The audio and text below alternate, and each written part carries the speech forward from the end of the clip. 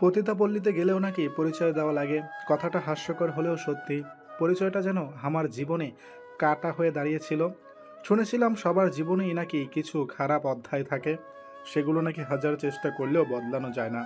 সব সময় নাকি সেই অধ্যায়গুলো জীবনে তাড়া করতে থাকে। কিছু কিছু অধ্যায় তো একসময় মানুষকে ডিপ্রেশনে ফেলে দেয়। আমার জীবনে ঠিক তাই হয়েছিল। কোথায় জন্ম হয়েছে, বাপ মাকে, এসব কিছুই জানতাম না আমি। যখন জ্ঞান হলো তখন থেকেই রেল স্টেশনে থাকি। লোকে টোকাই বলতো। সবসময় মানুষের অপমান, লাথি গুঁতো খেয়ে দিন কাটছিল আমার। শুধু আমার না, রেল স্টেশনে থাকা সব টোকাইদের। তবে এত কষ্টের জীবনের মধ্যেও ভালোবাসাটা ছিল আমার পরিপূর্ণ। মেয়েটার নাম ছিল নীলিমা। আমাদের প্রেম কাহিনীটা যেন পুরো রেল স্টেশনে জড়িয়েছিল। ওকে আমি শখ করে নীলু বলে ডাকতাম। ও আমার মতো অনাথ ছিল। সব সময় দুজনে একসাথে ঘুরতাম, যা খাবার পেতাম দুজনে মিলে খেতাম। আমাদের প্রেমটাই কোনো বাধা ছিল না। বাবাই ছিল না, শাসন করবে কে? যখন আমার বয়স 13 কি 14, সেই সময় একদিন একটা আঙ্কেলকে বাঁচিয়েছিলাম। ছিনতাইকারীরা ধরেছিল টাকা নেওয়ার জন্য। সেই সুবাদেই আমার জীবনটায় পরিবর্তন এসেছিল। একটু আলোর মুখ দেখতে পেয়েছিলাম। আঙ্কেল আমাকে ওনার বাড়িতে নিয়ে যেতে চাইছিল। পড়াশোনা করাতে চেয়েছিল আমাকে। প্রথমে তো আমি না করেই দিয়েছিলাম, কিন্তু পরে আবার রাজি হয়েছিলাম। সেটা নীলুর জন্য। ওকে যখন কথাটা বলেছিলাম খুব খুশি হয়েছিল। শুধু ও না, বাকি বন্ধুরা অনেক খুশি হয়েছিল। ওদের একটা বন্ধু শিক্ষিত হবে, বড় ডাক্তার ইঞ্জিনিয়ার হবে, সেটাতে নাকি অনেক গর্ব হবে ওদের। পরের দিন চলে এসেছিলাম ওদেরকে ছেড়ে, চলে এসেছিলাম নীলুকে ছেড়ে। সেদিন আসতে অনেক কষ্ট হয়েছিল আমার। বয়সটা কম ছিল আমাদের, কিন্তু ভালোবাসাটা গভীর ছিল। নীলুও অনেক কেঁদেছিল সেই দিন, তবে আমার সামনে না, আমি চলে যাবার পর। পরে আঙ্কেলের বাড়ি গিয়ে দেখলাম আঙ্কেলের বাড়িটা অনেক বড় ছিল, অনেক ধনী উনি। আঙ্কেলের একটা মেয়ে ছিল, নাম রাইসা। ওর স্কুলেই ভর্তি করে দিয়েছিল আমাকে। ওর সাথে স্কুলে যাওয়া আসা করতাম। প্রথম দিকে তো ভালোই লাগতেছিল না। মনটা সবসময় রেল স্টেশনে পড়ে থাকতো। প্রতিদিনই যেতাম ওদের কাছে, দেখা করতাম নীলুর সাথে। কিন্তু যত দিন যেতে লাগলো, শহরের মানুষের সাথে মিশতে মিশতে কখন যে ওদেরকে ভুলে যেতে লাগলাম খেয়ালই করিনি। অনেক দিন পর পর দেখা করতে যেতাম, তখন ভালো লাগতো না আর ওদের সাথে থাকতে। ধীরে ধীরে 1 বছর 2 বছর যেতে লাগলো। এভাবে প্রায় ভুলেই গিয়েছিলাম ওদের, যেতামই না আর। ভুলে গেছিলাম নীলুকে, ভুলে গেছিলাম সেই বন্ধুদের যাদের সাথে সারা দিন কাটতো আমার। ধীরে ধীরে এই শহরের মানুষগুলো যেন আমার আপনজন হতে লাগলো। মিশে গেলাম ওদের সাথে, হয়ে গেলাম ওদেরই মতো। 10 বছর কেটে গেল। জীবনে এখন একটা পরিচয় হয়েছে আমার। পুলিশ অফিসার হয়েছি এখন। সবাই এখন স্যার স্যার বলে ডাকে। আর আগের মতো কথাই কথায় জারজ বলে না। পুলিশে জয়েন করে আরও 2 বছর কেটে গেল। 2 বছরে অনেক সুনাম খ্যাতি অর্জন করেছি, প্রমোশনও পেয়েছি। তবে আমার এই 2 বছরে শুধু একটা কেসই সলভ করতে পারিনি। শুধু আমি না, পুরো পুলিশ ডিপার্টমেন্ট নাকানি চুবানি খেয়েছে। একটা গ্যাং, টিম নাম সিটিজেন, যারা পুরো শহরের আতঙ্ক ছিল। দিন দিন যেন শহরটা তাদের আয়ত্তে আসতেছিল। হাজার চেষ্টা করেও তাদের নাগালে আসতে পারেনি। ভাগ্যক্রমে সেই কেসটার দায়িত্ব আমার কাছেই পড়েছিল। আমি সফল হয়েছিলাম, ধরেছিলাম টিম লিডারকে। আমি ধরিনি আসলে, ও ইচ্ছে করেই ধরা দিয়েছিল। ওর সাথে যখন আমি মুখোমুখি হয়েছিলাম, তখন আমি শুধু অবাকই হয়েছিলাম না, ওকে দেখে সারা শরীরটা যেন শিউরে উঠেছিল। ভয় হচ্ছিল তখন, কারণ মেয়েটি নীলিমা ছিল। ওর হাতে যখন হাত করা পরাচ্ছিলাম, ও আমার দিকে তাকিয়ে হাসতেছিল। সেদিন ওর চোখে শুধু রাগ আর অভিমান দেখেছিলাম। নীলিমা এখন জেলের মধ্যে, বাইরে হাজার হাজার জনতা ওকে মারার জন্য জড়ো হয়েছে, কিন্তু ওর সেদিকে খেয়ালই নাই। বসে থেকে হাসতেছে আর বলতেছে, কিচ্ছু করতে পারবি না আমার। ওর কথাটা যেন আমার শরীরে তীরের মতো বিঁধে যাচ্ছিল। একদম চুপ করে থাক, না হলে কিন্তু খারাপ অবস্থা করে ফেলবো তোর। অনেক ক্ষতি করেছিস মানুষের। তানিয়ার কথা শুনে নীলিমা আরো জোরে হাসতে থাকে। সেটা দেখে তানিয়া রেগে যায়। সত্যি তো তোর অনেক সাহস। গুলি করে দেব কিন্তু আমি। আমাকে চিনিস না তুই। আমাকে গুলি করার আগে ফোনটা ধর, তাহলে বুঝতে পারবি। সাথে সাথে তানিয়ার ফোনটা বেজে ওঠে। ফোনটা রিসিভ করতেই তানিয়ার মুখটায় কেমন যেন হতাশার ছাপ স্পষ্ট হয়ে ওঠে। সেটা দেখে নীলিমা আবার হাসতে থাকে। কি হয়েছে তানিয়া, কোনো প্রবলেম কি? হুম, মা আর বোনকে কিডন্যাপ করেছে ও। ওকে তো আমি। তানিয়া পিস্তল নিয়ে এগিয়ে যায়। তোর ওই রাগটা না নিজের পকেটে রাখ, আমাকে দেখাতে আসিস না, না হলে তোর মা আর বোন চান্দে। তানিয়া পিস্তলটা নামিয়ে ফেলে। আমি ওখানে দাঁড়িয়ে থেকে নীলিমার কথাগুলো শুনছিলাম শুধু। নীলিমা এরকম হবে এটা আমি ভাবতেও পারিনি। তোদের কি মনে হয় আমাকে তোরা ধরে নিয়েছিস? আমি ইচ্ছে করে ধরা দিয়েছি তোদের কাছে। আমাকে ধরার সাধ্য তোদের নেই। আসলে আমি তোদের সামনে আসতে চাইছিলাম, বিশেষ করে তোর স্যারের সামনে। আমাকে দেখিয়ে তানিয়াকে কথাগুলো বলল নীলিমা। নীলিমার কথা শুনে সব পুলিশ আমার দিকে তাকালো অন্য দৃষ্টিতে। বিষয়টা ওদের বুঝতে না দিয়ে প্রশ্ন করলাম আমি। আমার সামনে মানে কি বোঝাতে চাচ্ছেন? আপনি অনেক ক্ষমতাবান, আপনার চেয়ে বড় আর কেউ নেই, ভুলে যাবেন না আইনের হাত কিন্তু অনেক লম্বা। তাই না? অনেক লম্বা। আচ্ছা, আমাকে আটকে রেখে দেখা। 1 ঘন্টা সময় দিলাম, এর মধ্যে আমি তোদের সামনে দিয়ে বেরিয়ে যাব। যদি তোরা আটকে রাখতে পারিস তাহলে মনে করব তোদের অনেক শক্তি। দেখা যাবে। হঠাৎ বাহির থেকে দুটো পুলিশ আসে। স্যার, বাইরের অবস্থা খুব খারাপ। পাবলিককে তো কন্ট্রোল করাই যাচ্ছে না, কি করব আমরা? কি করবো মানে? আটকে রাখো ওদের, ভেতরে তো আসতে দেওয়া যাবে না। স্যার। ওদের আটকে কি করবেন স্যার? ওরা তো ওই রকমই। এতদিন আমার নাম শুনলে ভয় পেত, যেই দেখছে আমি আজকে জেলে, সবাই চলে এসেছে একসাথে। একটু পরে আবার চলে যাবে। নীলিমার কথায় আর কান দিলাম না। একটু পরে আমার ফোনেও ফোন আসলো। ফোনটা রিসিভ করতেই ওপাশ থেকে চিৎকারের আওয়াজ শুনতে পেলাম। চিৎকার শুনেই বুকের মধ্যে কেমন যেন করে উঠল। চিৎকার শুনে বুকের মধ্যে কেমন যেন করতে লাগলো, কারণ ওপাশ থেকে রাইসার গলার আওয়াজ শোনা যাচ্ছিল। কান্না করতেছে ও। প্লিজ আশিক, কিছু একটা করো, খুব কষ্ট হচ্ছে আমার। কান্না করতে করতে কথাগুলো বলল রাইসা। ওর কথাটা শুনে খুব কষ্ট হচ্ছিল, দম বন্ধ হয়ে আসতেছিল আমার। নিজেকে কন্ট্রোল করে বললাম, রাইসা শান্ত হও, কিছু হবে না তোমার, আমি আসতেছি, একটু ধৈর্য ধরো। আর কিছু বলার আগেই ফোনটা কেটে গেল। আমি চেয়ারে গিয়ে বসে পড়লাম। উপরে প্রচণ্ড জোরে ফ্যান চলতেছে, কিন্তু আমার শরীর তবুও ঘেমে যাচ্ছিল। বাইরে প্রচণ্ড কোলাহল, আর ভেতরে একের পর এক ফোন আসতেছিল। সবারই এক কথা, ওকে ছেড়ে দাও। সবার অবস্থাই খারাপ হয়ে গিয়েছিল। বারবার নীলিমার দিকে তাকাচ্ছিলাম, ও আমাকে দেখে শুধু হাসতেছে। হাসিটা অন্যরকম, কোনো মানে নেই এর। কেমন যেন অন্যরকম একটা রহস্য লুকিয়ে আছে হাসির মধ্যে। কিছুক্ষণের মধ্যে কোর্ট থেকে জামিন চলে এসেছে। বাধ্য হলাম ওকে ছেড়ে দিতে। তবে আমি এতক্ষণে বুঝলাম নীলিমার অনেক পাওয়ার। যে কয়েকটা ফোন এসেছে সব সমাজের বড় বড় মাথাদের। বাধ্য হয়ে জেল খুলে দিতে বললাম। নীলিমা বের হয়ে আসলো। আমরা সবাই মাথা নিচু করে দাঁড়িয়ে আছি, কারণ ওর কথাই সত্যি হলো। 1 ঘন্টাও ধরে রাখতে পারলাম না ওকে। মাথা নিচু করে আছিস কেন? সবাই পারলি ধরে রাখতে। ওর কথা শুনে খুব রাগ হচ্ছিল। মন চাচ্ছিল ওখানেই ওকে ইনকাউন্টার করে দিই, কারণ ওকে দেখে খুব ঘৃণা হচ্ছে আমার। আচ্ছা, কিছু বলতে হবে না তোদের। জানি বলার মতো কিচ্ছু নেই তোদের। আসলে দোষটা তোদের না, তোরা তো চুনুপুটি, বড় বড় রাঘব পোয়াল আমার কথাই উঠে বসে।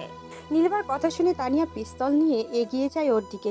তোকে তো অনেকক্ষণ ধরে কথা বলছিস, কি মনে হয় তোর আমরা কিছু করতে পারবো না তোর? আর একটা কথাও বললে এখনই এনকাউন্টার করে দেবো কিন্তু আমি। নীলিমা ওর কথা শুনে হাসতে থাকে। বড় বোকা তুমি। এই বুদ্ধি নিয়ে চাকরি পেলে কিভাবে? আমাকে যদি মেরে ফেলো, তোমার মা বোনের কি হবে দেখতে পারবে? আর ওদের? তানিয়া পিস্তলটা আর সোজা করে রাখতে পারে না, ওর হাত কাঁপছে। ভয়ের জন্য না, পরিবারের জন্য। আমি তানিয়াকে সরিয়ে আনলাম ওখান থেকে। একটা কথা মনে রেখো, খারাপ কাজ করে কিন্তু বেশি দিন টিকে থাকা যায় না। আজ হয়তো বেঁচে গেলে, কিন্তু একদিন না একদিন তো ধরা পড়তেই হবে। সেদিন আসবে না, তার আগেই। আর কিছু বলতে গিয়েও বলল না নীলিমা। বাইরে থেকে আরও কিছু লোক আসলো। ওদের দেখেই মনে হচ্ছে গুন্ডা। সবাই এসে নীলিমাকে সালাম দিল। বুঝতে বাকি রইল না ওরা নীলিমার লোক। আমরা দাঁড়িয়ে থেকে ওদের করা ঘটনাগুলো দেখছিলাম, মনে হচ্ছে আমরা দর্শক। একটু পর নীলিমা আবার বলতে শুরু করলো, বাহিরের কি অবস্থা রে? চলে গেছে সব স্বার্থবাদী পাবলিক। না আপু, এখনই যায়নি, তবে চলে যাবে আমরা বের হলেই। ওদের মধ্যে কেউ একজন বলে উঠল, স্যার চলেন, আমাদের গাড়ি পর্যন্ত পৌঁছে দিয়ে আসেন, না হলে পাবলিক আবার মারতে পারে। নীলিমা কথাটা আমাকে উদ্দেশ্য করে বলল। কি আর করার, এগিয়ে দিতে গেলাম। কষ্ট করে ধরে এনে আবার নিজেকে এগিয়ে দিতে হচ্ছে গাড়িতে। এর চেয়ে অপমানের আর কিছুই নাই মনে হয়। নীলিমার লম্বা সারের গাড়ির বহর নিমিষেই শেষ হয়ে গেল। ধীরে ধীরে সাধারণ মানুষও চলে গেল। তবে এমনি যায়নি, অনেক অপমান করে গেছে আমাদের। সব কিছু কেমন যেন কল্পনার মতো লাগতেছে আমার কাছে। কি হচ্ছে এসব? জীবনে ভাবিনি এরকম অবস্থায় দাঁড়াতে হবে আমাকে। চেয়ারে গিয়ে বসে রইলাম। একের পর এক সিগারেট শেষ হয়ে যেতে লাগলো। নিজেকে আজ নিজের কাছে লজ্জিত মনে হচ্ছে। সমাজের কিছু বড় মাথার জন্য এভাবে চলে যায় এরা, সবার সামনে দিয়ে হাসতে হাসতে। একটু পর তানিয়া আসে হাতে ফোন নিয়ে। স্যার, কথা বলতে চাই আপনার সাথে। কে? দেখেন স্যার, কথা বলেন আপনি। তানিয়া ফোনটা হাতে নিয়ে চলে গেল। ফোনটা রিসিভ করলাম। কাপা কাপা কণ্ঠে বললাম, হ্যালো, কে কে বলতেছেন? চিনতে পারছো না আমাকে? আমি তোমার সেই নীলু। চিনতে পারছো এখন? নীলু ডাকটা শুনে মনের মধ্যে কেমন একটা ভয় কাজ করতে লাগছিল। চিনতে পেরেছি। কেন করতেছো এরকম? কই, কি করলাম আমি? কিছুই তো করিনি, কেবল তো শুরু। পুরো শহর ধ্বংস করে দিব, কাউকে ভালো থাকতে দিব না, এমনকি তোমাকেও না। ভুল তো আমি করেছি, তাই না? যা শাস্তি দেওয়ার আমাকে দাও। এই সাধারণ মানুষরা কি করেছে? ওদের পিছনে কেন পড়ে আছো? কে ভুল করেছে? তুমি? জীবনেও না। তোমার তো কোনো দোষ নেই। তোমাকে তো আমি ভালোবাসি এখনো, সেই আগের মতোই। তুমি বাসো না? ওর কথায় আর কোনো উত্তর দিলাম না। রাইসা কোথায়? ওকে ছেড়ে দিয়েছো? রাইসা মানে? আমি কি বলি তার উত্তর না দিয়ে তুই রাইসাকে নিয়ে পড়ে আছিস? খুব খারাপ হবে দেখিস। বলেই ফোনটা কেটে দিল। আমি কিছু বলতে গিয়েও বলতে পারলাম না। থানা থেকে সোজা বাড়িতে চলে আসলাম। রুমে গিয়ে দেখলাম রাইসা এখনো আসেনি। আঙ্কেলের রুমে গেলাম। আঙ্কেল শুয়ে আছে। আমার আশাটা লক্ষ্য করেছে। আসিফ, তুমি এখন থানায় কাজ নেই নাকি আজকে? কাজ আছে, এমনি আসলাম। রাইসা এসেছে কি আঙ্কেল? না তো, রাইসা কোথা থেকে আসবে? সেই তো সকালবেলা বেরিয়েছে, বললো তো কলেজ আছে। কেন, কি হয়েছে? না, কিছু হয়নি। আপনি বিশ্রাম নেন, আমি আসি। অফিসে যেতে হবে আবার। তার মানে আঙ্কেল এসব কিছুই জানে না। বাইরে এসে রাইসাকে ফোন দিলাম, এখনও ফোন সুইচড অফ। গাড়ি নিয়ে ওর কলেজে গেলাম। কলেজে ও নাকি নাই। কিছুক্ষণ পর আবার ফোন আসলো। ফোনটা রিসিভ করলাম। এত তাড়াহুড়ো করে লাভ আছে? শান্ত হও আর নিজেকে প্রস্তুত করো, কারণ এখন এমন একটা নিউজ দেবো সেটা শুনতে অনেক দমের প্রয়োজন হবে। হাসতে হাসতে কথাগুলো বলল নীলিমা। পারবে তো সহ্য করতে? কি বলতে চাচ্ছ তুমি? কি করেছো আবার? রাইসার যদি কিছু হয় আমি কিন্তু তোমাকে ছেড়ে কথা বলবো না। কথাগুলো একটু জোরেই বললাম। আরে থামো থামো, হঠাৎ ওই রাইসার জন্য এত দরদ কেন তোমার? কি এমন আছে ওর মধ্যে যা আমার মধ্যে নেই? অনেক কিছু নেই তোমার। সর্বপ্রথম মনুষ্যত্ব নেই তোমার মধ্যে। কারণ মানুষ হলে কেউ এরকম কাজ করতো না। মনুষ্যত্ব না? তোমার অনেক মনুষ্যত্ব, তাই না? আরে আমি তো তোমার মতো বেঈমান না, হার যাই করি, নিজের শেখরকে ভুলে যাইনি তোমার মতো। নীলিমার কথা শুনে আর কোনো উত্তর দিতে পারলাম না। উত্তরটা ছিল না আমার কাছে। রাইসা কোথায়? আছে, যেখানে থাকার কথা সেখানে। তুমি একটা কাজ করো, সোজা বাড়িতে যাও আর টিভিটা চালু করো, তাহলেই বুঝতে পারবে। এখন বাই, খুব শীঘ্রই দেখা হবে আবার। কথাটা বলেই ফোনটা কেটে দিল। আমি গাড়ি ঘুরিয়ে আবার বাড়ির দিকে রওনা দিলাম। দৌড়ে বাড়ির ভিতরে ঢুকলাম। টেনশন হচ্ছিল খুব। ভেতরে গিয়ে দেখলাম রাইসা আর আঙ্কেল টেলিভিশন দেখছে। টেলিভিশনের দিকে চোখ যেতেই পাটা থেমে যায় আমার। কারণ ব্রেকিং নিউজ বড় বড় করে লেখা উঠতেছে, ইন্সপেক্টর আসিফের সহযোগিতায় সিটিজেন মাফিয়া বস সবার সামনে দিয়ে বেরিয়ে গেল। গোপন সূত্রে জানতে পেরেছি ইন্সপেক্টর আসিফের সাথে নাকি তার অবৈধ সম্পর্ক রয়েছে। প্রত্যেকটা চ্যানেলে ব্রেকিং নিউজ হয়ে গেছে এটা। আঙ্কেল আর রাইসা আমার আশাটা লক্ষ্য করেছে।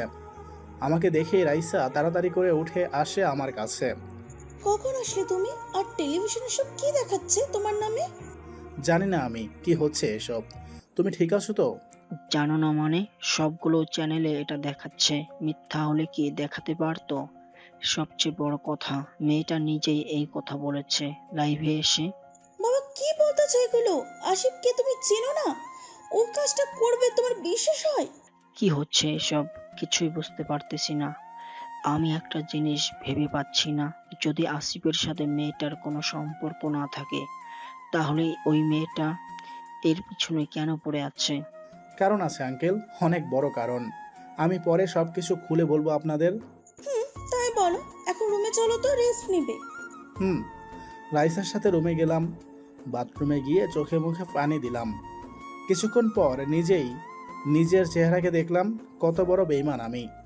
এসব কিছু আমার জন্যই হচ্ছে, আমাকে এটা বন্ধ করতে হবে যেভাবেই হোক। চোখে মুখে পানি নিয়ে বাইরে আসলাম। রাইসা খাটে বসে আছে তোয়ালে নিয়ে। আমিও গিয়ে খাটে বসলাম। রাইসা নিজেই চোখ মুখ থেকে পানি মুছতে লাগলো।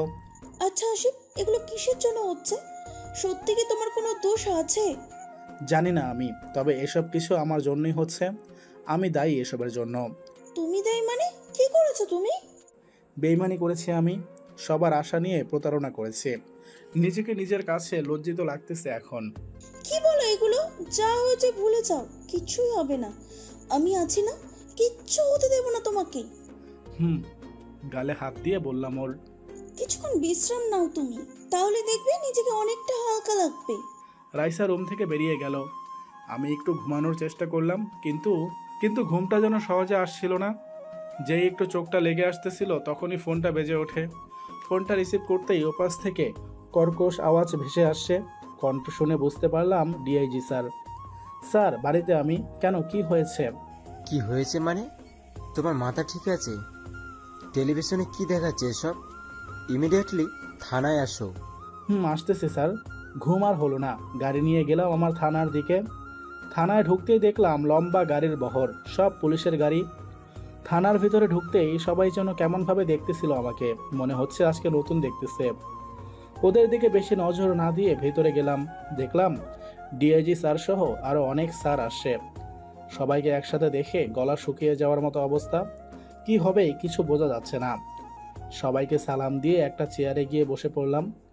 শুরু হলো একের পর এক প্রশ্ন। চলতে থাকলো 1 ঘন্টা ধরে প্রশ্ন, তাও যেন শেষ হচ্ছে না। অবশেষে সাসপেন্ড করা হলো আমাকে 6 মাসের জন্য। সাজাটা কমই মনে হচ্ছে আমার কাছে। আমি তো মনে করেছিলাম চাকরিটা চলে যাবে। ইউনিফর্মটা জমা দিয়ে সিভিল ড্রেসে বেরোলাম থানা থেকে। বারবার থানার দিকে তাকাচ্ছিলাম। আমি ভাবিনি কোনোদিন আমাকে এভাবে চলে যেতে হবে। হেঁটেই রওনা দিলাম। আকাশে বিদ্যুৎ চমকাচ্ছে, মনে হচ্ছে বৃষ্টি নেমে যাবে। সব মানুষ ব্যস্ত, নিজের জিনিস সামলানো নিয়ে ব্যস্ততা সবার মাঝে। অনেকেই আমাকে দেখে খারাপ খারাপ কথা বলতেছে, সেগুলো সবই শুনতে পাচ্ছি, কিন্তু তবুও না শোনার অভিনয় করে থাকতে হচ্ছে। কালো যারা আমাকে নিয়ে গর্ব করছিল, আজ তারাই আমাকে ধিক্কার দিচ্ছে। ওদেরকে দেখে আমার হাসি পাচ্ছে। মানুষ সত্যি বড় আজব, মিনিটের মধ্যেই নিজের রংটা পাল্টে ফেলে। বৃষ্টি শুরু হয়ে গেল, সবাই দৌড়াদৌড়ি করতেছে না ভেজার জন্য। তবে আমি আর দৌড়ালাম না, এভাবেই ভালো লাগতেছিল। বৃষ্টিতে ভিজতে ইচ্ছে করছিল। আজকে মনে হচ্ছে সত্যিই আমি একা। ঠিক আছে, যেমন ছিলাম এখনও সেরকম। সব কিছুই ছিল আমার মিথ্যে স্বপ্ন ভরা শহর। বৃষ্টিতে ভিজতে লাগলাম। আপনা আপনি চোখ থেকে জল বেরিয়ে আসলো। শুনেছি কান্না করলে নাকি নিজেকে অনেক হালকা লাগে।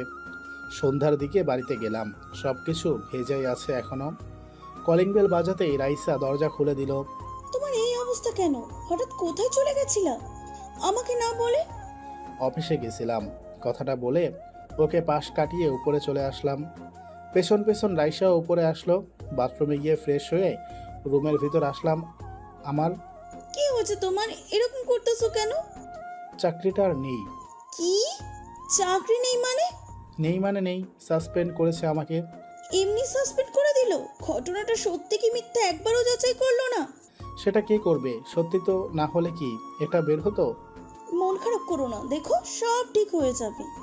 তুমি বসো, আমি খাবার নিয়ে আসি। বাইরে চলে গেল। সাথে সাথে ফোন আসলো আবার, আননোন নাম্বার। এখন ফোনটা রিসিভ করতেই ভয় লাগতেছিল।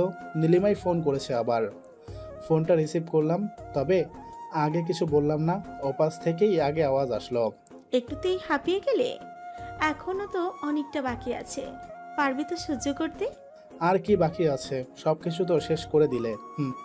না না, ভুল ভাবতেছ। সব তো এখনো শেষ হয়নি। এখনো তো তোমার মাথার নিচের ছাদটা আছেই, তাই না? চাকরিটা তো কেড়ে নিলেই বাড়িটাও কেড়ে নিবে। কেন করতেছো এমন? ভালোবাসতে বলে আমাকে? এখনো বাসি তো, অনেক ভালোবাসি তোমাকে। তাহলে আমাকে কষ্ট দিচ্ছ কেন? ভালোই যখন বাসো। ভালোবাসলে বুঝি কষ্ট দেখা যায় না? জানি না, আমি তোমার সাথে সরাসরি কথা বলতে চাই। হুম, খুব অল্প দিনেই দেখা হবে আমাদের মধ্যে। আর হ্যাঁ, আরেকটা কথা, এই রাইসাটা কি হয় তোমার? কিছুই না। মিথ্যে কেন বলো? জানোই তো মিথ্যা বলে কোনো লাভ নেই। আমি তো সব জানি। হবু বউ তোমার, তাই না? সামনে মাসে বিয়ে। সত্যি বললাম তো? সত্যি আমি রাইসাকে ভালোবাসি। বেচারি, কোনো দোষ না থেকেও মরতে হবে। ওকে বাই, তাহলে দেখা হবে। কি বললে? রাইসার যদি কিছু হয় আমি কিন্তু। কি কিন্তু? কিচ্ছু করতে পারবি না। তোকে আবার রাস্তায় থাকতে হবে। আবার টোকাই বলবে তোকে সবাই। তুই শুধু দেখতে থাক কি করি আমি। কথাগুলো বলেই ফোনটা কেটে দিল নীলিমা। আমি ওখানে বসে থাকলাম। আমার এখনো বিশ্বাস হচ্ছে না নীলিমা এরকম করবে। অনেক বদলে গেছে ও। বদলানোর জন্য হয়তো আমিই দায়ী। একটু পর রাইসা খাবার নিয়ে আসলো। এই নাও খাবার, খেয়ে নাও লক্ষ্মী ছেলের মতো। তুমি খেয়েছো? কি ভাবলে তুমি? তুমি না খেলে আমি খাবো? তুমি আগে খেয়ে নাও, তারপর আমি খাবো। আসো একসাথে খাই আজকে। কথাটা শুনে রাইসার মুখে কিঞ্চিত হাসি ফুটে উঠল। খুব খুশি হয়েছে ও। আমি জানি ও আমাকে অনেক ভালোবাসে। দুজনকে খাইয়ে দিলাম। যদিও মানসিক অবস্থা ঠিক ছিল না আমার, কিন্তু রাইসার মুখের হাসিটা সব দুঃখ ভুলিয়ে দেওয়ার মতো। শুয়ে পড়বে নাকি এখন? না, একটু পরে ঘুমাবো। ল্যাপটপটা একটু এদিকে দাও, কয়েকটা কাজ আছে। ল্যাপটপ দিয়ে আবার কি করবে? ঘুমিয়ে পড়ো তো। এমনি সারাদিন অনেক চাপ গেছে তোমার উপর দিয়ে। তুমি ল্যাপটপটা দাও, কিছুই হবে না, কাজটা খুব জরুরি। রাইসা ল্যাপটপটা দিয়ে বাইরে চলে গেল। নীলিমার বিরুদ্ধে যত প্রমাণ পেয়েছিলাম সব প্রমাণই একটা কপি করে ল্যাপটপে রেখে দিয়েছিলাম। প্রমাণগুলো আবার দেখতে লাগলাম। পুরো শহর জুড়ে এখন ওর লোকজন ছড়িয়ে আছে। অনেক এমপি মন্ত্রীরাও জড়িত, কিন্তু উপর মহলের জন্য চুপ করে থাকতে হয়েছিল। আর এখন তো একেবারে চুপ করাই দিল। একটু পর রাইসা আবার আসলো। কাজ হয়নি? কেবলই তো দেখতে লাগলাম, অনেক টাইম লাগবে। কি এমন দেখতেছো যার জন্য এত টাইম লাগবে? আমাকে কি দেখানো যাবে? আসো বসো এখানে। রাইসাকে সবকিছু দেখালাম। ও মাই গড, এতবার একটা মেয়ে এতবার পেলো কিভাবে? সেটাই তো জানি না। কেউ তো একজন আছে যে ওদেরকে অলওয়েজ সাপোর্ট দিচ্ছে। কিন্তু কে হতে পারে? আমার তো মনে হয় এর সাথে অনেকেই জড়িত, যাদেরকে আমরা প্রকাশ্য ভালো বলি। ওরা মুখোশের আড়ালে খারাপ কাজ করে। ঠিক বলছো। আজকে আমার কাছে যেসব ফোন এসেছিল সব অনেক বড় বড় লোকের, যাদের কথা ফেলার মতো সাহস আমার নেই। এসব চিন্তা বাদ দাও তো। এখন কি করবে এখন ভেবে দেখেছো কি? কি করব মানে? বুঝলাম না। বোঝাও লাগবে না তোমার, বুদ্ধু একটা। বললাম বিয়ে তো করবে আমাকে। কেন করব না? বিয়ের সাথে এর কি সম্পর্ক? বলা তো চাই না, মেয়েটা যা পাওয়ার দেখলাম, কখন যে কি করে বসে। কি করবে? মেরে ফেলবে, তাই তো? আর তাই করুক, ও আমাকে মেরে ফেলতে পারবে না। তোমাকে মারতে পারবে না কেন?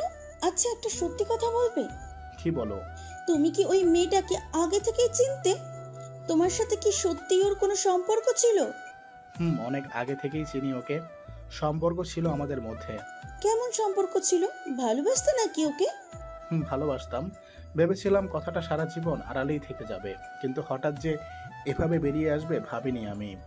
কি হয়েছিল? কি করেছিল ওদের সাথে? বেইমানি করেছিলাম ওদের বিশ্বাসের সাথে, ওদের আশার সাথে।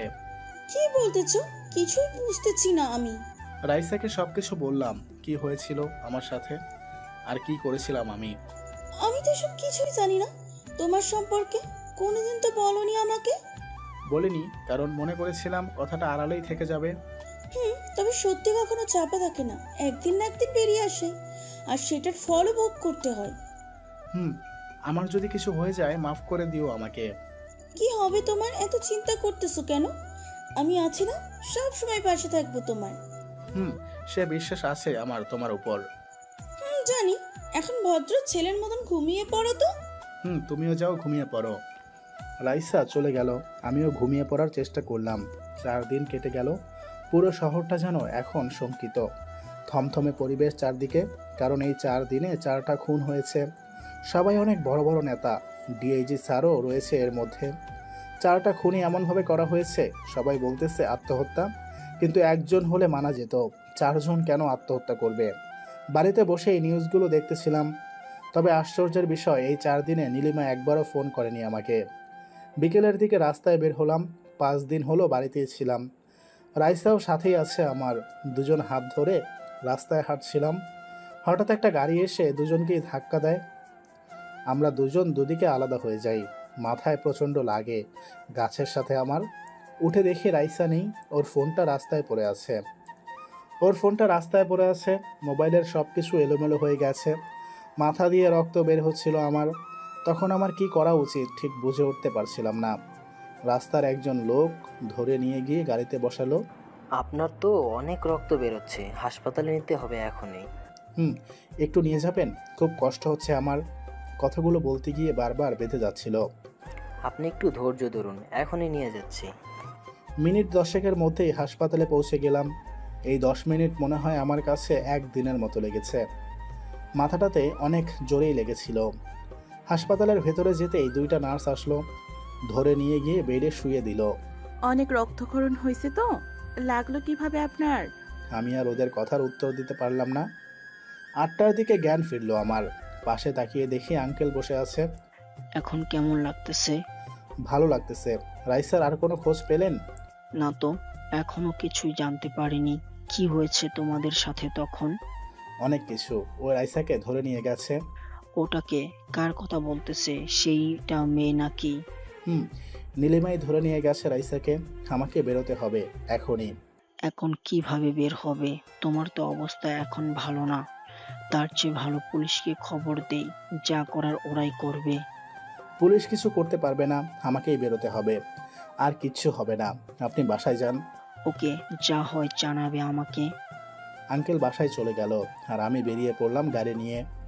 কিছু জানি না আমি কোথায় যাব, কি করব। ঘুরতে ঘুরতে সেই স্টেশনের কাছে গেলাম যেখানে আমার অতীত লুকিয়ে আছে, যেখানে আমার শুরু। অনেক বছর পর আজকে আবার রেল স্টেশন আসলাম। এখনও সেই আগের মতোই আছি। সব কিছু, রাস্তার লাইটগুলোর অবস্থা আবছা আবছা আলোয় চারদিকটা যেন অন্ধকার হয়ে আছে। সেই রাস্তার পাশ দিয়ে সবাই শুয়ে আছে। না আছে কোনো বালিশ, না আছে কোনো কাঁথা। সবাই একসাথে জড়ো হয়ে শুয়ে আছে। ওদেরকে দেখে আমারও সেই পুরনো দিনের কথাগুলো মনে পড়তেছে। সারাদিন মানুষের গালাগাল খেয়ে রাতে সে ট্রাফিক পুলিশের মার খেতে হতো। আবার দিনটা যেন মার খেতেই চলে যেত। যখন চোখটা একটু বুঝে আসতো, আচমকাই লাঠির বাড়ি পড়তো পিঠে। আবার উঠে যেতে হতো অন্য জায়গায়। দিনগুলো যেন এভাবেই কাটতো। এখনো কিছুই বদলায়নি। ছোট বড় সবাই ঘুমিয়ে আছে। চারদিকটা যেন পুরো স্তব্ধ। কোনো লোক সমাগম নেই। রেল লাইনের পাশ দিয়ে ধীরে ধীরে হাঁটতে লাগলাম আর রাস্তায় শুয়ে থাকা মানুষদের দিকে তাকাচ্ছিলাম। ধীরে ধীরে সামনে যেতে লাগলাম। সামনে একটা টিপ টিপ করে ছোট লাইট জ্বলতে দেখলাম। ধীরে ধীরে এগিয়ে গেলাম আলোটার কাছে। একটু কাছে যেতেই দেখলাম একটা ছেলে, 10-12 বছর বয়স হবে। আমাকে দেখে কি যেন সামলায় পেছনে। এগিয়ে গেলাম ওর কাছে। আমাকে দেখে ভয় পাচ্ছে ও, কেমন যেন ভাবে তাকিয়ে আছে আমার মুখের দিকে। আপনি কে? এখানে তো আগে দেখিনি কখনো। পুলিশ আপনি, তাই না? পুলিশ না আমি, ভয় পেও না। আমি তোমার মতোই একজন। সত্যি আপনি পুলিশ না? পুলিশ না। জানেন, পুলিশরা না অনেক খারাপ। এমনই মারে আমাদের, শুধু কিছু খেতে লাগলে কাইরা নেয়। তোমরা কিছু বলো না। কী করবো স্যার, আমার কথা যে কেউ শোনে না। সবাই মারে আমাদের। সারাদিন কিছু খাইনি, কেউ খাইবার দিতে চায় না। কাম চাইলে মাইরা দেয় রাতে। আবার কেউ কেউ কাম কইরা লয়, টাকাই দেয় না। আজকে খেয়েছি কি? পেছনে কি তোমার? এভাবে লুকিয়ে রেখেছো কেন? আমার কথায় ছেলেটা পেছন থেকে ধীরে ধীরে হাতটা সামনে আনলো। খেয়াল করে দেখলাম একটি খাওয়া পাউরুটি অর্ধেক আছে শুধু। সারাদিন কিছু খাইনি, অনেক খোঁজাখুঁজি এইটুকু পেয়েছি, তাই লুকিয়ে লুকিয়ে খাচ্ছিলাম। আচ্ছা, তুমি আমার সাথে আসো। কোথায় স্যার? আপনি কই লইয়া যাইবেন? মারবেন না তো আবার? আরে না, মারবো কেন তোমাকে? আসো আমার সাথে। তুমি না বললে কিছু খাওনি সারাদিন, তাই খেতে নিয়ে যাব তোমাকে। সত্যি খাওয়াইবেন আমারে? খাওয়াবো তোমাকে। স্যার একটা কথা কই, কিছু মনে করবেন না তো? বলো, কি বলবে? আমার আরও 2টা বন্ধু আছে, ওরাও সারাদিন খেতে পায়নি। আপনি কইলে ডাক দিমু করে। যাও ডেকে আনো তুমি। আমি এখানে বসে রইলাম। 2টা মিনিট স্যার, এই জামু আর আসমু। ছেলেটা কথাটা বলেই দৌড় দিল। মুখটা হাসিতে ফুটে উঠেছে ওর। আমি ওখানেই বসে রইলাম। ছেলেটাকে দেখে বারবার আমার অতীতের কথাগুলো মনে পড়তেছে। এরকমভাবে দিন কাটতো আমাদের। একবেলা খেতে পেলে 2 বেলা খেতে পারতাম না। একটু পর 2 জনকে সাথে নিয়ে ছেলেটি আসলো। ওদের চোখে যেন এখনও ঘুমটা আছেই, কিন্তু তবুও অনেক খুশি ওরা। পেট ভরে খেতে পারবে তার জন্য মনে হয়। ওদেরকে সাথে করে পাশের একটা হোটেলে গেলাম। ওদের পছন্দের খাবারের অর্ডার করতে বললাম। 3 জন এখন খাওয়ায় ব্যস্ত। আমিও ওদের পাশেই বসে আছি, তাকিয়ে থেকে ওদের খাওয়া দেখতেছিলাম। স্যার আপনি খাইবেন না? না, তোমরা খাও, আমার খিদে নেই। আবার খেতে লাগলো ওরা। এতক্ষণে মাথা প্রচণ্ড ব্যথা করতেছে আমার। হালকা হালকা মৃদু বাতাস বইছে চারদিকে। মাথাটা অনেক ভারী ভারী লাগতেছে ব্যান্ডেজ অবস্থায়। আচ্ছা, একটা কথা বলি তোমাদের। কি করবেন স্যার? নীলিমা নামের কাউকে চেনো তোমরা? এখানেই থাকতো আগে। আমার কথাটা শুনে নিমিষেই ওদের হাসিমাখা মুখটা কালো বর্ণ ধারণ করলো। খাওয়া বন্ধ করে দিল। কি হলো, তোমরা এরকম করতেছো কেন? ভুল কিছু বললাম কি? স্যার আপনি ওই বেইমানি করলেন আমাদের সাথে? আপনি পুলিশ তাই না? নীলা আপারে ধরতে আসছেন। আরে না, এমনি জিজ্ঞেস করলাম তোমাদের। তখন বললাম না আমিও তোমাদের মতন একজন। আমিও আগে অনাথ ছিলাম তোমাদের মতো। আচ্ছা স্যার, একটা কথা কম। বলো। আপনি নীলাপারে কে হন? কেউ না তো, এমনি জিজ্ঞেস করলাম তোমাদের। আচ্ছা, তোমরা কি সত্যিই জানো না ও কোথায় থাকে? জানি না স্যার, উনি আমগো মায়ের মতো। উনি বলছেন আমাদের আর অনাথ থাকতে হবে না, আমগরে ও বাড়ি হবে, স্কুলে পড়মু সবাই মিললা। ভালো। এত কথা না বলে খাওয়া শেষ করো। ছেলেগুলো আর কোনো কথা বলল না, আবার খাওয়া নিয়ে ব্যস্ত হয়ে পড়ল। একটু পর ওদেরকে নিয়ে আবার রেল লাইনের কাছে আসলাম। 3 জন অনেক কথা বলতেছে, কিন্তু আমার টেনশনটা ছিল অন্য। যেভাবেই হোক রাইসাকে খুঁজে বের করতে হবে। রাতে ওখানে কাটিয়ে দিলাম। অনেক বছর পর আজকে স্টেশনে ঘুমালাম। এখানে ঘুমানো যে কতটা কষ্ট, যে এক রাত থাকবে সেই বলতে পারবে। সূর্যের কনকনে তাপ মুখে আসতেই ঘুমটা ভেঙে গেল। উঠে দেখলাম সবাই কাজ নিয়ে ব্যস্ত, আবার কেউ শুইনি। আর উঠে গাটা ঝেড়ে নিলাম। প্যান্ট আর শার্টে ময়লা ছিল। পকেটে হাত দিয়ে ফোনটা বের করলাম। 9 বার কল এসেছে। ফোনটা সাইলেন্ট ছিল, আমার খেয়ালই নেই। সবগুলো কলই পুলিশ স্টেশন থেকে এসেছে। পুলিশ স্টেশন থেকে কেন ফোন দিয়েছে বিষয়টা বুঝতে পারলাম না, তাই ওইদিকে হাঁটা দিলাম। ক্ষুধাও প্রচণ্ড পরিমাণে লেগেছে। পাশের একটা দোকান থেকে পাউরুটি আর একটা কলা খেয়ে থানায় গেলাম। অনেকদিন পরে থানাতে আসলাম আবার। সবাই আমাকে দেখে স্যালুট দিচ্ছিল। বিষয়টা মোটেও বুঝতে পারলাম না। ভেতরে গেলাম। ভেতরে যেতেই দেখলাম অনেক বড় বড় স্যার এসেছে। এরা সেদিনও ছিল। আসতে পারি স্যার? দরজার সামনে দাঁড়িয়ে বললাম। এসো।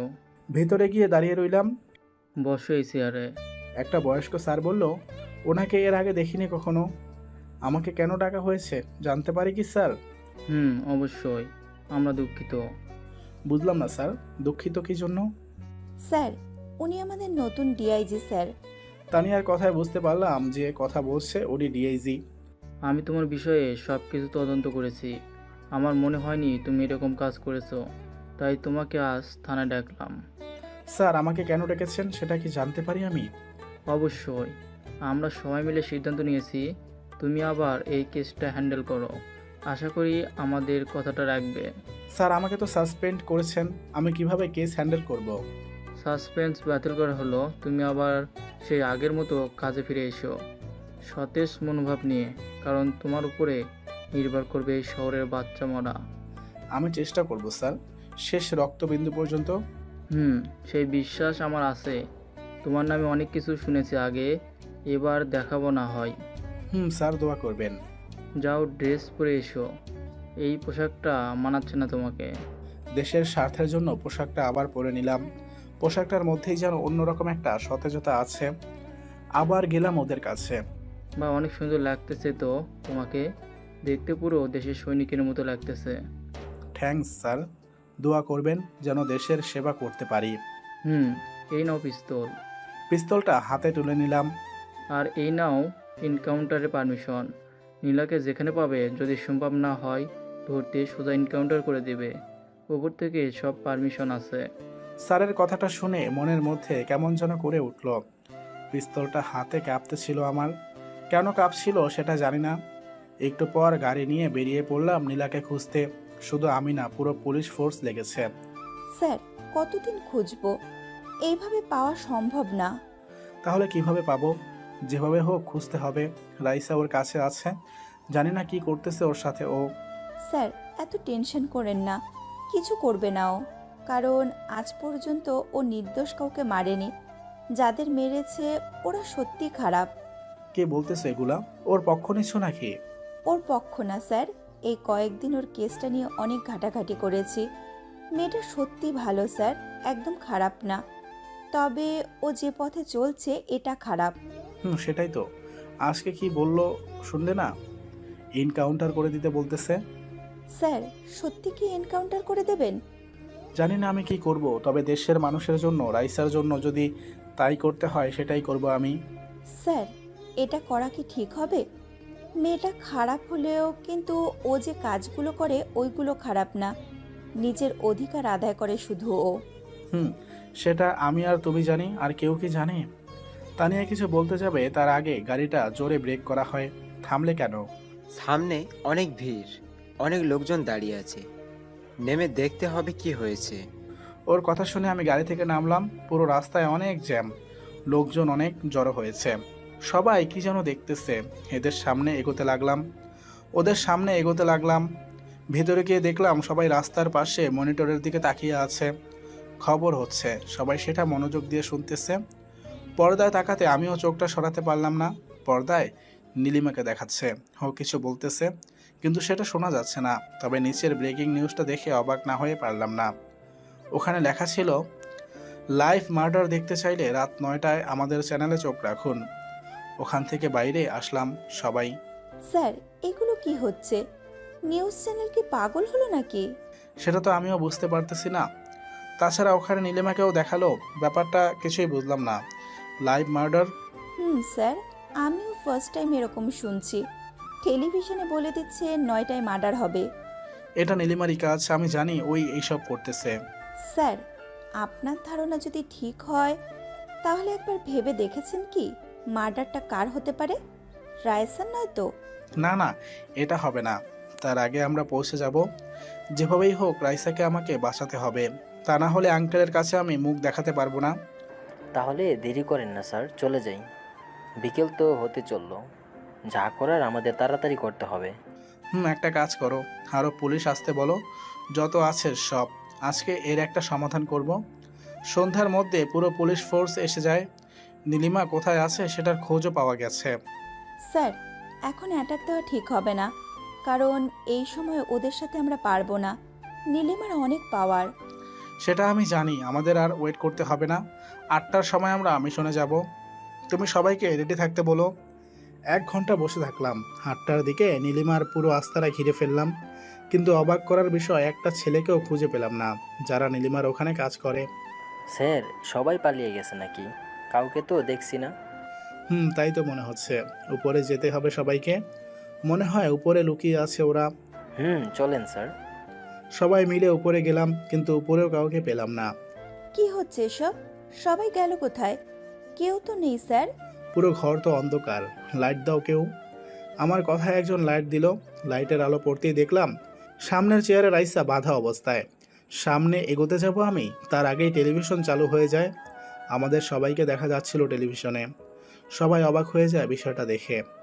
যেখানে আছো সেখানেই থাকো, আর এক পায়ে গুলে দুম করে ফেটে উঠবে। কথাগুলো শুধু শোনা যাচ্ছিল, তবে দেখা যাচ্ছিল না কাউকে। কণ্ঠ দেখেই বুঝেছি এটা নীলিমা। একটু পর পেছন থেকে বেরিয়ে আসলে নীলিমা, এক হাতে পিস্তল আর এক হাতে রিমোট নিয়ে। নীলিমাকে দেখেই সবাই বন্দুক তাক করে ধরে ওর মাথায়। আরে দাঁড়াও দাঁড়াও, এত গুলি করলে তো মরে যাব। একজন ধরো। তুমি ধরা পড়ে গেছো, আজকে পালানোর কোনো রাস্তা নেই তোমার কাছে আর। তাই নাকি? আমি তো আগেই বলেছি নীলিমাকে ধরা অসম্ভব। সামনে একটু তাকিয়ে দেখো তোমার হবু বইয়ের দিকে। নীলিমার কথায় সামনে তাকালাম, দেখলাম চেয়ারের সাথে বোম ফিট করা। দেখেছ? এই দেখো রিমোট, যদি একটা চাপ দেই না, কেউ বাঁচবে না এখানে, সবাই মারা যাবে। পিস্তল নামাও সবাই। সবাই পিস্তল নামিয়ে ফেলে। আমি বলেছিলাম না আমাকে ধরার সাধ্য তোমাদের নেই? আমি ইচ্ছে করে তোমাদের এখানে এনেছি। মানে কি বলতে চাচ্ছ তুমি? কিছুই না, আমাকে ধরতে এসেছো? এত লোকজন কেন? তুমি একা আসলেই তো পারতে, তাই না? সত্যি চলে যাবার সময় এসে গেছে আমার। এসব বলার কোনো লাভ নেই তোমার।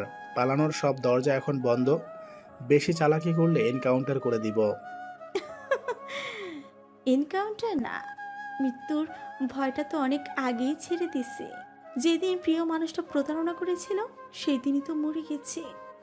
আমাকে মারবি? তাই তো মার। আমার সামনে এগিয়ে আসতে আসতে কথাগুলো বলল নীলিমা। তোকে তো খুব সাহস না তোর? অনেক অপমান করেছিস আমাদের, কিছু করতে পারবো না তোর, তাই না? দেখ কি করি। কথাটা বলার সাথে সাথে তানিয়া নীলিমাকে জোরে 2টা থাপ্পড় মারে। নীলিমা পড়ে যায়।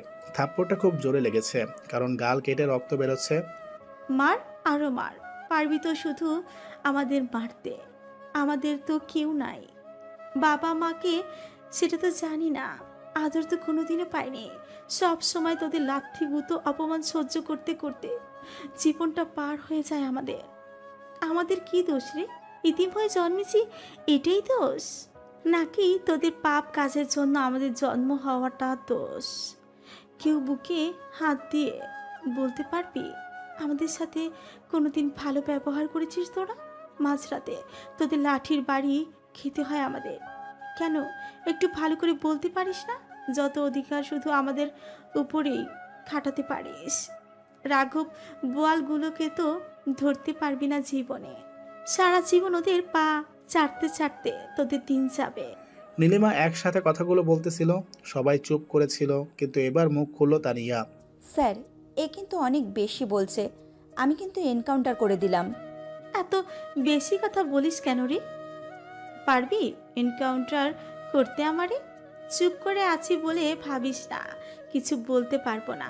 তোর মতো সোনার চামচ মুখে নিয়ে জন্মাইনি আমি, তাই বেশি কথা বলিস না। তানিয়া চুপ করো, তুমি বেশি কথা বলো না। মানে কি বলছেন? চুপ করে থাকবো? বসে বসে আর বানোয়াট কথা শুনবো? কোনটা বানোয়াট?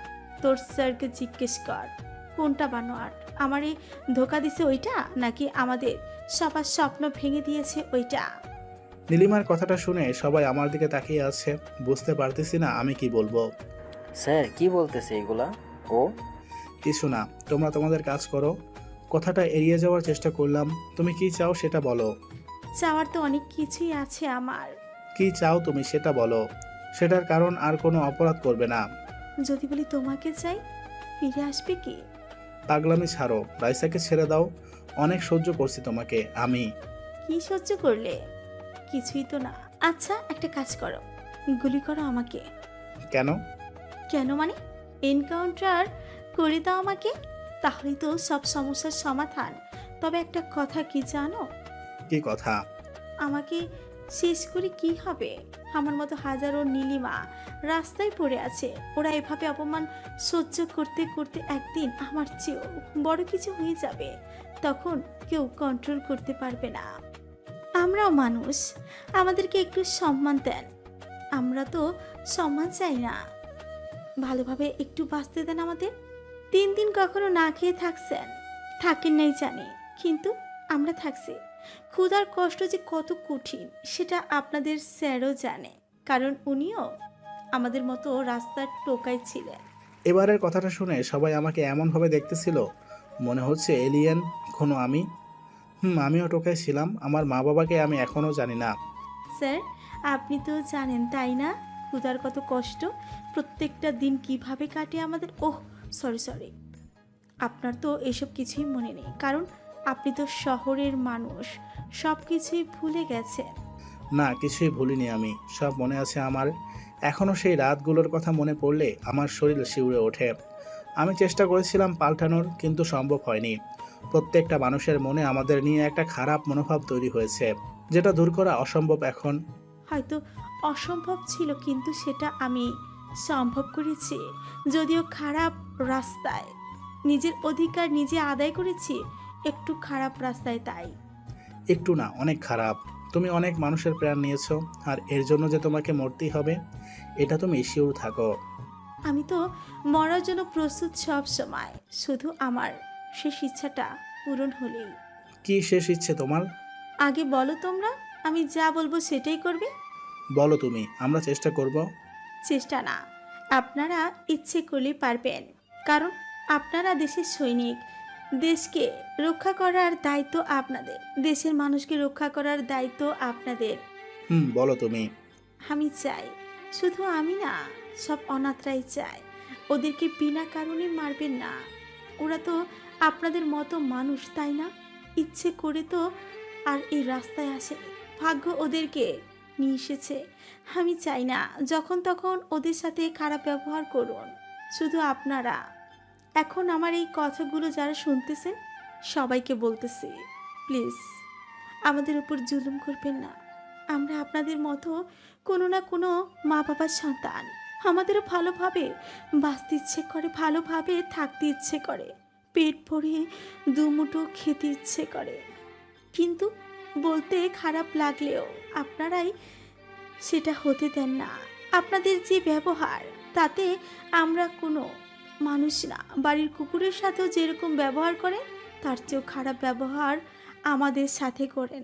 আচ্ছা, একটা কথা বলেন তো, এই জায়গায় যদি আপনাদের ছেলে মেয়ে থাকতো কি করতেন? পারতেন এরকম করে অত্যাচার করতে, কষ্ট দিতে?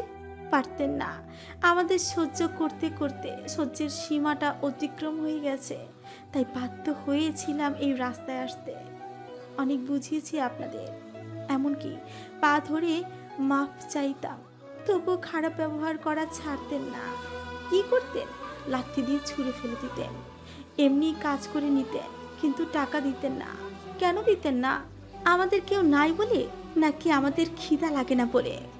আমরাও আপনাদের মতো রক্ত মাংসে করা মানুষ, তাই আমাদেরও ক্ষুধা লাগে। জানি কথাগুলো বলতেছি আপনাদের হয়তো খারাপ লাগতেছে, একজন অনাথের কথা কেন শুনবেন? আমিও তো রাস্তার টোকাই, বাবা মাকে জানি না। তবে একটা কথা কি জানেন, এতক্ষণ যেগুলো বললাম একটা কথাও কিন্তু মিথ্যে বলিনি। আমাদের মতো সন্ত্রাস কারা তৈরি করে? এই আপনারাই তৈরি করেন, আবার পরে আপনারাই সেটার ফল ভোগ করেন। কেন পারেন না একটু ভালো ব্যবহার করতে? ওদেরকে যেটা শিক্ষা দিবেন ঠিক ওটাই শিখবে ওরা। আপনাদের কাছে কিন্তু আমরা খাওয়ার জন্য বসে থাকি না, বলি না আমার দুমুঠো খাওয়ার দিন। তাহলে কেন করেন এমন? কি লাভ পান এমন করে মাঝরাতে? কেন আমাদের ঘুম ভেঙে যায় লাঠির বাড়িতে? রাস্তায় ঘুমালে কি রাস্তা নোংরা হয়ে যায়? কেন আপনারা না সারাদিন এত নোংরা ফেলেন? তখন তো ময়লা হয় না রাস্তা, আর আমরা ঘুমাইলেই ময়লা হয়ে যায়। এতক্ষণ নীলা কথাগুলো বলছিল আর আমরা সবাই চুপ করে শুনছিলাম। একটা কথাও মিথ্যা বলেনি ও। ঠিক এরকমই করি আমরা।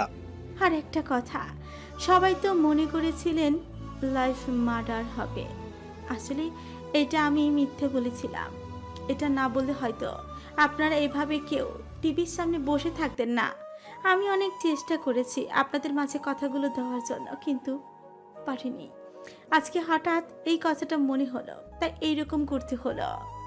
যদি কেউ মনে করেন এটা আপনাদের কাছে আমি হুমকি দিচ্ছি, তাহলে হুমকি, আর যদি মনে করেন অনুরোধ, তাহলে অনুরোধই।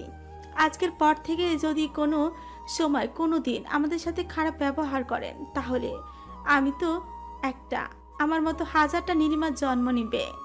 তখন আটকাতে পারবেন না ওদের, কারণ মৃত্যুর ভয়টা অনেক আগেই চলে গেছে আমাদের। Good bye. আমি আবার ফিরে আসবো আপনাদের মাঝে। কথাটা বলে রিমোট দিয়ে টেলিভিশনটা বন্ধ করে দেয়, সাথে সাথে লাইভ প্রচার বন্ধ হয়ে যায়। এসবের মানে কি? কি করতে যাচ্ছ তুমি লাইভে এসে আমাদের মাঝে? সাধারণ জনগণকে তুমি বিপদের মুখে ঠেলে দিচ্ছ। এইসবের কোনো মানে নেই। যেটা করতে এসেছিলাম সেটা করে গেলাম। আমি আগেও বলেছি, এখনো বলতেছি, আমাকে ধরার বাধ্য কোনো দিনই নেই তোমাদের। আমি আজকে আবার যাব, তবে যাবার আগে কথা দিয়ে যাচ্ছি আর কোনো অপরাধ করব না। যদি আপনারা কোনো অপরাধ না করেন, গুড বাই। কথাগুলো বলে নীলিমা চলে যেতে লাগে, কিন্তু সাথে সাথেই সবাই ওর সামনে গিয়ে পিস্তল নিয়ে দাঁড়ায়। তুমি অনেক বোকা, বুঝেছো? কেন বোকা জানো? তুমি নিজেকে খুব চালাক মনে করো। কি মনে করেছো এখান থেকে তুমি চলে যাবে? না, কিছু করতে পারবো না আমরা? ভুলে যেও না, আমরা দেশের সৈনিক, আর দেশের খারাপ হবে এমন মানুষকে কখনোই দেশ রাখবে না। আমি বোকা না, আর নিজেকে চালাক মনে করি না। আমি আগেই বলেছি তোমরা আমাকে ধরতে পারবে না। তার চেয়ে বরং আমাকে যেতে দাও, না হলে তোমাদের বাড়ির কেউ ভালো থাকবে না। আসলে বোকা তো তোমরা, পুলিশের চাকরি করো আর বাড়িতে প্রোটেকশন দিতে পারো না। সাথে সাথে সবাই পিস্তল নামিয়ে বাড়িতে ফোন করতে লাগলো। ফোন করে লাভ নেই, সবার ফোন বন্ধ এখন। আমি এখন যাই, তারপরে যে যার মতো বাড়িতে পৌঁছে যান, সবাইকে পেয়ে যাবেন। নীলিমা কিছু দূর সামনে যায়, তারপরে আবার দাঁড়ায়। স্যার একটু আসবেন? কথাটা নীলিমা আমাকে উদ্দেশ্য করে বলে। ওর কথা শুনে এগিয়ে গেলাম ওর কাছে। কি হয়েছে, আরো কিছু করা বাকি আছে তোমার? না না, আর কোনো কিছু বাকি নেই, সবই তো বলে দিলাম। একটা কথা বলতে ভুলে গিয়েছিলাম, তাই ডাক দিলাম। কি কথা বলো? ভালোভাবে সংসার করো, রাইসা মেয়েটা অনেক ভালো, আমার চেয়েও ভালো। দোয়া করি তোমরা যেন সুখী থাকো। তুমিও ভালো থেকো, আর পারলে মানুষের সেবা করো, খারাপ পথে না, ভালো পথে। আরেকটা কথা ছিল, রাখবে? কি কথা বলো? একবার নীলু বলে ডাকবে প্লিজ? অনেকদিন হলো তোমার মুখে এই ডাকটা শুনি না। নীলিমার এই কথাটা শুনে সত্যি খারাপ লাগলো আমারও। বুকের মধ্যে কেমন যেন মোচড় দিয়ে উঠল। নীলু ভালো থেকো, আর পারলে একটা বিয়ে করে ভালো ছেলে দেখে। সেটা মনে হয় হবে না, কারণ মন তো একজনকেই দেয়া যায়, আর সেটা তো অনেক আগেই দিয়েছিলাম একজনকে। তবে এখন আমার কোনো কষ্ট নেই জানো, কারণ আমাদের ভালোবাসাটা সত্যি ছিল না। কেন? আরে সত্যি থাকলে পেতাম না? তুমিও না, এখনো বোকাই রয়ে গেছো। আচ্ছা ভালো থাকো, বেশি কথা বললে আবার তোমার বউ সন্দেহ করবে। মুখে হালকা হাসির ছাপ নিয়ে কথাটা বলে চলে গেল নীলিমা। আমি ওখানে দাঁড়িয়েছিলাম কিছুক্ষণ, তারপরে যে যার মতো বাড়িতে চলে গেলাম। সময় আপন গতিতে চলতে লাগলো। কখন যে 3 বছর পেরিয়ে গেল বুঝতে পারলাম না। বউ সন্তান নিয়ে সুখের দিন কাটছে এখন। এখন একটা মেয়েও আছে আমাদের, 1.5 বছর বয়স, ওকে নিয়ে সব কিছুই এখন। এদিকে চাকরিটা ভালোই করছিলাম, মানুষের সেবা। ওই দিনের পর থেকে নীলিমাকে অনেক খুঁজেছি, কিন্তু পাইনি। শুধু আমি না, কেউই পাইনি তাকে। সবাই তো ধরে নিয়েছে ও মরে গেছে, কিন্তু আমার সেটা মনে হয় না, এখনও বেঁচে আছে ও, সবার আছে। সেদিন সত্যি মানুষ তার কথাগুলো শুনেছিল। সেদিনের পর থেকে আমি আর কখনো ওদের সাথে খারাপ ব্যবহার করতে দেখিনি কাউকে। হয়তো ওর কারণেই এমনটা হয়েছে। জীবনে ভালোবাসতাম কি না জানি না ওকে, তবে ওকে দেখার আগ্রহটা ঠিক সেরকমই আছে, আগে যেমন ছিল। জানি না কখনো দেখা হবে কি না, তবে অপেক্ষা করছি নীলিমাকে একটিবার দেখার জন্য। সমাপ্ত। আজকের গল্পটা এখানেই শেষ করছি। এই গল্পটা আপনাদের কেমন লেগেছে তা কমেন্ট করে জানাতে ভুলবেন না, এবং এই গল্পটা যদি আপনাদের ভালো লেগে থাকে তাহলে অবশ্যই আমাদের চ্যানেলটি সাবস্ক্রাইব করবেন এইরকম গল্প নিয়মিত শোনার জন্য। আর ইতিমধ্যে যদি আপনি চ্যানেলটি সাবস্ক্রাইব করে থাকেন তাহলে আপনাকে অসংখ্য ধন্যবাদ। আজকের মতো বিদায় নিচ্ছি, আবারও কথা হবে পরবর্তী গল্পে।